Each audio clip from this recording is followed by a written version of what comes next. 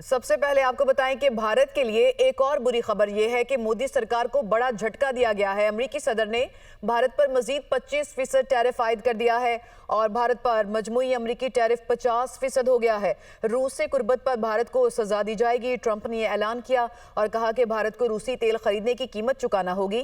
امریکہ نے بھارت پر اضافی پابندیاں بھی عائد کر دیں۔ امریکی صدر ٹرمپ کا ایگزیکٹو آرڈر جاری کر دیا گیا ہے اور بھارت پر معاشی دباؤ بڑھا دیا گیا ہے۔ وائٹ ہاؤس کے مطابق صدر ٹرمپ نے بھارت پر روسی تیل خریدنے پر مزید 25% ٹیرف عائد کیا۔ امریکہ کا بھارتی مصنوعات پر اضافی ٹیرف 21 دن بعد لاگو ہوگا۔ ٹرمپ نے بین الاقوامی ہنگامی اختیارات کے تحت سخت تجارتی اقدامات لاگو کیے۔ بھارت اب بھی روس سے براہ راست یا بالواسطہ تیل درآمد کر رہا ہے۔ بھارت نے روس سے تیل کی خریداری نہ روکی تو مزید ٹیرف لگے گا۔ D G I S P R نے فیلڈ مارشل سید عاصم منیر کے صدر بننے کی خبروں کو جھوٹ قرار دے دیا۔ لیفٹیننٹ جنرل احمد شریف چودھری نے مارکہ حق کے بعد کیے جانے والے سیاسی تجزیے مسترد کر دیے۔ دی اکانومسٹ کو انٹرویو میں ان کا کہنا تھا کہ ہم اس بار ہندوستان کے مشرق سے آغاز کریں گے۔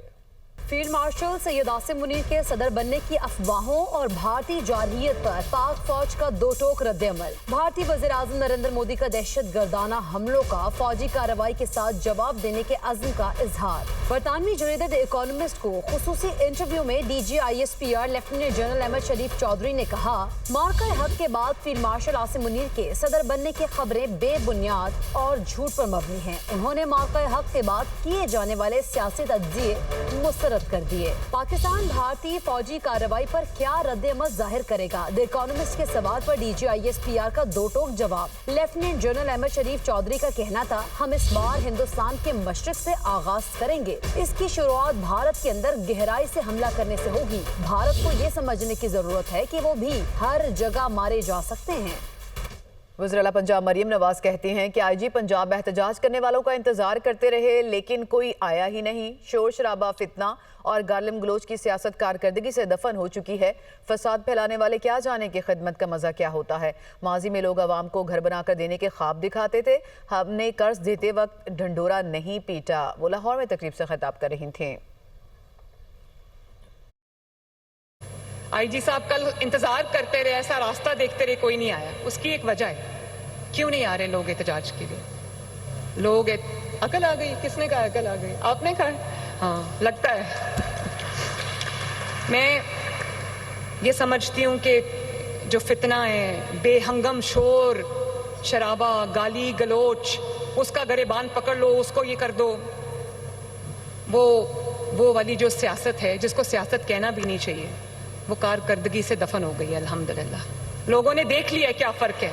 تقریریں کرنا بہت آسان ہے، یہ بات کرنا کہ میں یہ کر دوں گا، یہ کر دوں گی، یہ بہت آسان ہے۔ کرنے کے لیے دن رات ایک کرنا پڑتا ہے، اور دن رات ایک انسان تبھی کرتا ہے جب یہاں دل میں کسی کی خدمت کا جذبہ ہو۔ تو میں آپ سب سے یہ کہنا چاہتی ہوں، فساد پھیلانے والے کیا جانیں کہ خدمت کا مزہ کیا ہوتا ہے، اور قدم قدم پہ آپ کی خدمت کے نشان چھوڑتے جائیں گے۔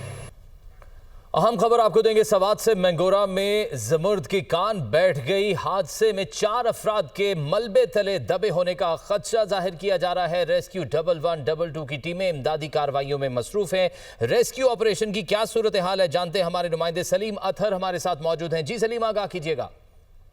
جی، یہ مینگورہ کا نوائی علاقہ ہے ملک آباد، جہاں پر زبردست کان کے اندر جو مزدور کام کر رہے تھے، اور اطلاعات موصول ہوئی ہے کہ جو کان ہے اس کا ایک کچھ حصہ بیٹھ گیا ہے، اور اس میں ابھی تک جو اطلاعات ہے اس میں 4 جو مزدور ہے وہ پھنسے ہوئے ہیں، اور جو ریسکیو کی ٹیمیں ہیں، جو مقامی پولیس ہے، وہ امدادی کارروائی کے لیے پہنچ گئے ہیں۔ جو مقامی لوگ ہیں وہ بھی جو ہے ان امدادی کارروائی میں جو ہے حصہ لے رہے ہیں، اور ابھی تک جو پولیس سے ہماری بات چیت ہوئی ہے، جو مقامی وہاں پر پولیس موجود ہے، تو ان کا کہنا ہے کہ جو کان کے جو اندر موجود مزدور ہے اور ان کے ساتھ جو رابطے میں کان کے جو مالکان ہے، ان کے مطابق ابھی تک مزدور جو ہے زندہ ہے، لیکن رات اور بارش رات کی وجہ سے، اندھیرے کی وجہ سے ریسکیو آپریشن میں مشکلات کا اس وقت سامنا ہے۔ بہت شکریہ سلیم اطہر۔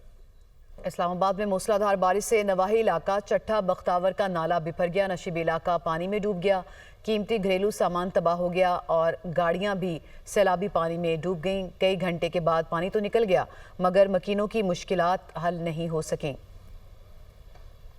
مونسون کا طوفانی سپیل جاری، اسلام آباد میں کئی گھنٹے موسلادھار بارش، اس بار نواحی علاقہ چٹھا بختاور میں تباہی۔ منگل کی رات شروع ہونے والی موسلادھار بارش صبح تک جاری رہی۔ چٹھا بختاور میں گزرنے والے نالے میں پانی کی سطح بلند ہوئی تو آبادی لپیٹ میں آ گئی، ہر طرف پانی ہی پانی نظر آیا۔ متاثرہ علاقے میں پانی گھروں میں داخل ہو گیا، گاڑیاں سیلابی پانی میں تیرتی رہیں، بجلی کی فراہمی بھی معطل رہی، لوگوں نے چھتوں پر چڑھ کر پناہ لی۔ سی ڈی اے اور انتظامیہ کی ٹیموں نے بچوں اور خواتین کو محفوظ مقام پر منتقل کیا۔ بھاری مشینری کے ذریعے نکاسی آب کا عمل مکمل ہوا، تاہم لوگوں کی مشکلات برقرار ہیں، لوگ گھروں کی صفائی میں مصروف رہے۔ قومی اسمبلی نے غزہ کے عوام کے ساتھ اظہار یکجہتی کی قرارداد کثرت رائے سے منظور کر لی۔ قرارداد میں کہا گیا ایوان اسرائیل کی جانب سے جاری بربریت اور اشتعال انگیز اعلانات کی شدید مذمت کرتا ہے۔ غزہ کے عوام تک انسانی امداد کی ترسیل کو روکنا عالمی قوانین کی خلاف ورزی ہے۔ ایوان عالمی برادری سے فوری اور مناسب اقدامات کا مطالبہ کرتا ہے۔ ایوان انصاف اور حق خود ارادیت کے لیے فلسطینی عوام کی جدوجہد کی حمایت کرتا ہے۔ پی ٹی آئی اراکین قومی اسمبلی کی پارلیمنٹ سے سپریم کورٹ تک ریلی۔ پولیس نے اراکین قومی اسمبلی کو سپریم کورٹ جانے سے روک دیا۔ آپ آگے نہیں جا سکتے، دفعہ 144 نافذ ہے۔ اسلام آباد پولیس کا یہ موقف سامنے آیا۔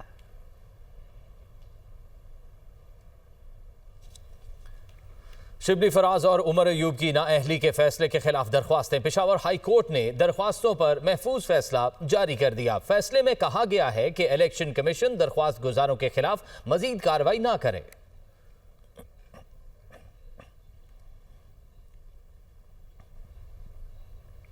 بانی پی ٹی آئی کی ہمشیر علیمہ خان کا یہ کہنا ہے کہ کل کراچی، لاہور اور پشاور میں لوگ نکلے، ارکان اسمبلی کل نہیں آئے تو کوئی بات نہیں، دوبارہ آ جائیں گے۔ اللہ کا شکر ہے کہ آج عثمہ خان کی بانی پی ٹی آئی اور بشرا بی بی سے ملاقات ہوئی ہے۔ بانی پی ٹی آئی نے اپنے بچوں کا پاکستان آنے کے بارے میں پوچھا ہے۔ بانی پی ٹی آئی کا کہنا ہے کہ جو لوگ نااہل ہوئے ان کی نشستوں پر کسی کو نہیں کھڑے کرنا۔ گورنر خیبر پختونخوا فیصل کریم کنڈی کا کہنا ہے کہ وزیر اعلیٰ نے کل پھر ہماری ناک کٹوائی۔ چند ہفتے پہلے کہا تھا یہ جلسہ نہیں کریں گے، شاید ان کو پشاور میں بھی اجازت نہیں ملی۔ وزیر اعلیٰ اپنے کارکنوں کو چھوڑ کر چلے گئے۔ کل پھر آپ کی اور ہماری ناک کٹوائی سی ایم صاحب نے، کیونکہ جب یہ گلوبلی جب جاتا ہے یا ملک میں جاتا ہے تو ایک اور چیز ہوتی ہے، اور میں نے آپ کو چند ہفتے یا مہینے پہلے کہا تھا کہ یہ جلسہ نہیں کریں گے، یہ اپنے محلے اور گلیوں تک رہ چکے ہیں، اور آپ نے دیکھا کہ چلو اگر لاہور میں اجازت نہیں تھی تو پشاور میں کسی اجازت لینی تھی، شاید ان کو پشاور میں اجازت نہ دی گئی ہو، لیکن ان کا صوبہ ہے، یہاں پر چاہیے تھا کہ اگر یہ واقعی سنجیدہ تھے تو یہاں پر ایک پاور شو کرتے، جو کہ انہوں نے نہیں کیا۔ رنگ روڈ سے آخر میں سلامی دینی تھی، قلعہ بالی سار پہ وہ سلامی دی اور تقریر نہیں کی، اور میں نے سوشل میڈیا پہ اور اپنے چینلز پہ دیکھا کہ وہ حسب جو ان کی روایت تھی کہ وہ وہاں سے پھر اپنے ورکروں کو بے سر و سامانی کی حالت میں چھوڑ کر دوبارہ رائے فرار اختیار کی۔ جناح میڈیکل کمپلیکس کی تعمیر میں اسپیشلائز ہیلتھ کیئر کے عالمی معیار کو ملحوظ خاطر رکھا جائے۔ جناح میڈیکل کمپلیکس کی تعمیر، سٹاف کی بھرتیوں میں شفافیت، میرٹ کو اولین ترجیح دی جائے۔ مختلف بلاکس کے نام صوبوں کے نام پر رکھے جائیں۔ تعمیری کام کے معیار کو اولین بنانے اور شفافیت کے لیے تھرڈ پارٹی ویلیڈیشن یقینی بنائی جائے۔ وزیراعظم شہباز شریف کا جناح میڈیکل کمپلیکس کی تعمیر پر پیش رفت کے حوالے سے جائزہ اجلاس سے خطاب بولے، جناح میڈیکل کمپلیکس کو پی کے ایل آئی سے بھی بہتر اور بین الاقوامی معیار کی سہولیات پر مشتمل ہاسپٹل بنائیں گے۔ وزیر اعلیٰ مریم نواز کا electric train super autonomous rapid transit میں تجرباتی سفر۔ وزیر اعلیٰ مریم نواز نے ایس آر ٹی میں موجود سہولتوں کا جائزہ لیا۔ وزیر ٹرانسپورٹ بلال اکبر نے ایس آر ٹی کے بارے میں تفصیلی بریفنگ دی۔ مریم نواز نے کہا ایس آر ٹی چلنے سے لاہور کی خوبصورتی دوبالا ہو جائے گی۔